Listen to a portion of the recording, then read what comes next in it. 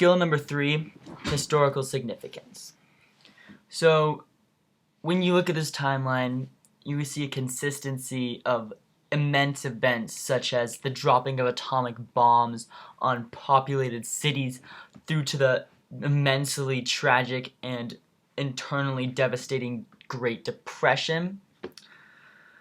So all of these ideas are huge.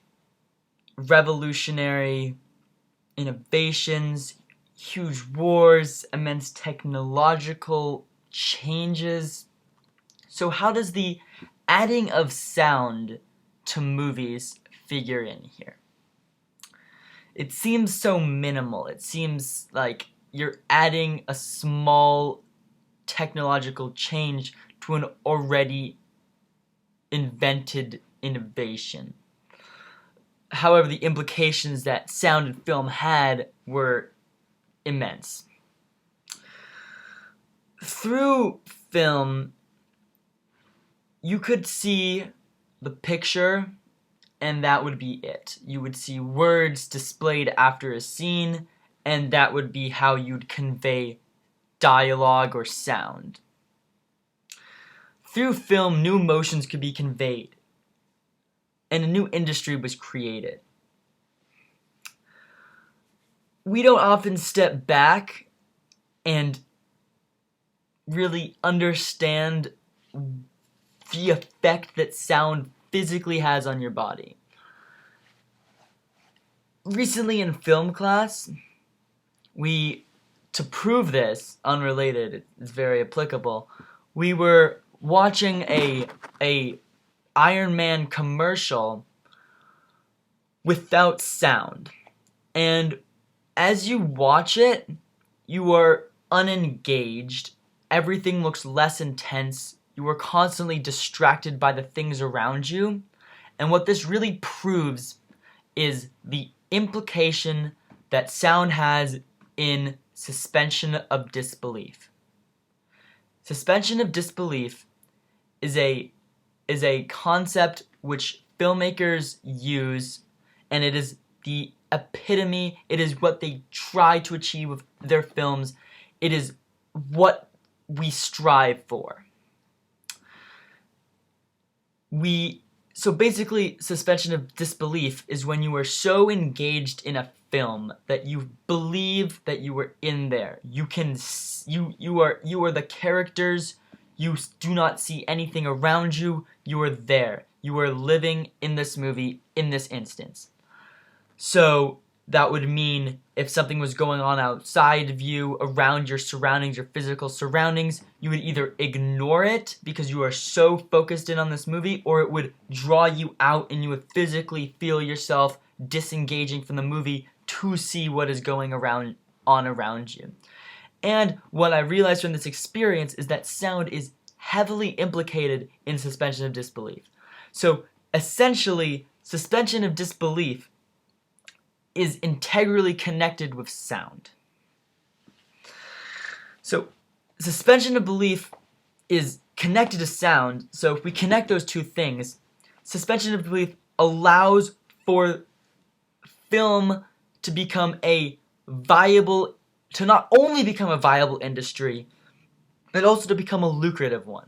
So here we have, when people are so engaged in movies, they'll see another movie to get that feeling back. Not quite like a high, but you understand. You watch movies because you want to feel what is happening. And that is absolutely connected to sound. So sound will allow for this industry to build. It will allow this industry to only be bigger. It will allow for acting to become a new film acting to become a huge industry. And it will allow film to really develop, because now you have a market of people who really feel something, and that's what film is, and it is all down to sound. But what really sound and film allows for is the spread of ideas, which is really what we're trying to get down to.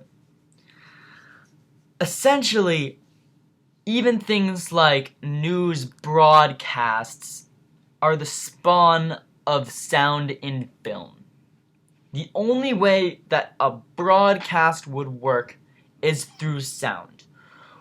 Why would you watch a newscast with a little text going across the screen? No. Why we watch the news is to be told what is going on, and news exists because of film with sound. And obviously there are immense things I could talk about the historical significance and the real life significance of the news outlets, not only through newspapers and broadcasts, but also podcasts, etc., etc. But I think it's pretty self-explanatory how important news is. But you also have other things which you wouldn't think about as much, such as possibly commercials. The whole reason commercials draw you in is because of the sound. So when you see a commercial like the Cadillac commercial we saw in class, that whole commercial about how the American people are inherently superior, that commercial would not make any sense without sound. If you saw that commercial without sound, you would not want to go and buy a Cadillac. You'd see a guy walking around, okay, whatever. It really adds to the idea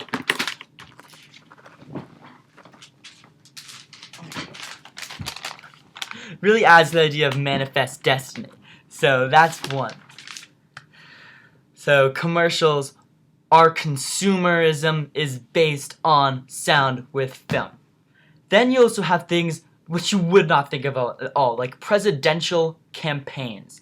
Presidential campaigns constantly run annoying commercials which give us no content, but the more you see them, the more you're like, wow, this person has these ideas, and the only reason I understand that is because there's a generic voice in the background talking over a picture. If you watch a presidential campaign video, you'll never see a moving image. You'll never see literally a film shot. You will see a slowly moving picture with dialogue behind it.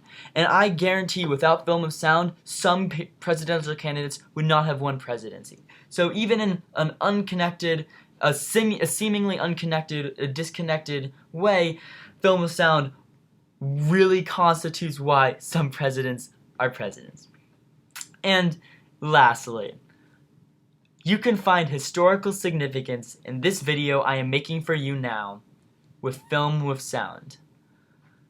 This video without sound would look super stupid, just me talking, and you wouldn't hear anything, and all of my beautiful ideas would be unheard. So you can find historical significance even through film of sound with me talking now, and what I'm really trying to get across is you can find historical significance with any single video you watch with sound, even Honey Boo Boo, the least intelligent thing ever. You can find historical significance in that.